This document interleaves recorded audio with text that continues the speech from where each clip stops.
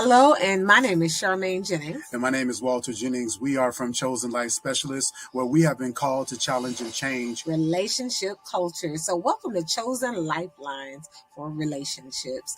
And so today we are talking about love languages. And the one that we want to highlight is the love language that is expressed through giving gifts. Absolutely. So receiving gifts is really big when it comes to the symbolic value that is placed inside of the gift. So it is truly the thought that matters. However, there are some tips and things that you need to remember as the giver and the receiver of gifts. And so we want to make sure that when gifts are given and they're great, that's a great thing. But there is a good side, there's a bad, and there's an ugly side. And we want to make sure that you stay out of the ugly side. So rule number one, the first thing is if you are the giver, right? You're giving your partner a gift. We always want you to remember that communication is important. When you give a gift, give it and release it. But when you are receiving that gift, it is important to make sure you are affirming the person who's giving you the gift. And so that requires great communication.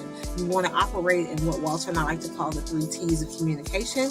You want to watch your timing, and you want to make sure that you have the right tone, it's how you say it, and then the right text, meaning the right word choice, so that person truly feels appreciated for having given you a gift, as well as you're able to just really be able to process what just occurred and give yourself that time you need to reflect. And rule number 2 is to use a calendar to remind yourself of special occasions. You know, it's interesting that we have learned to utilize electronics and calendars for everything professional.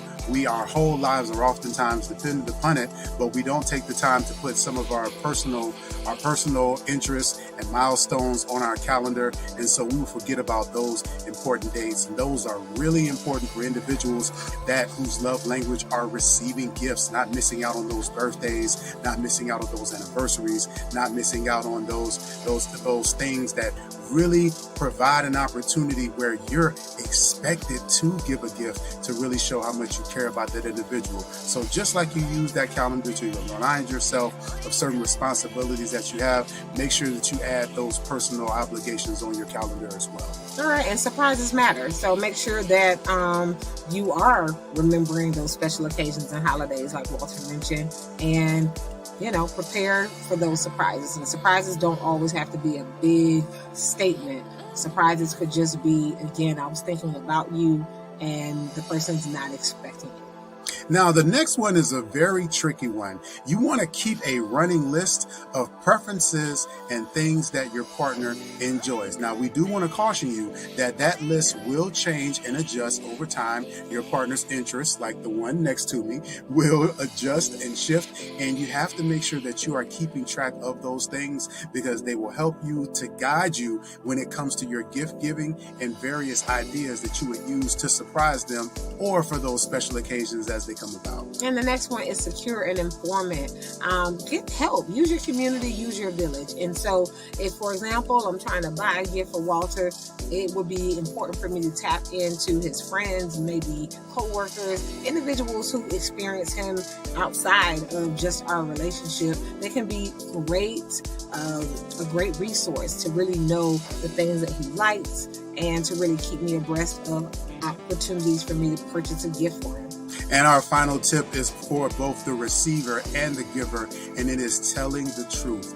If you are the gift giver, it is very important for you to operate in truth. Make sure that you are giving gifts from the right place and with good intention, and making sure that you are seeking to honor the interests of the individual that you are giving the gift to.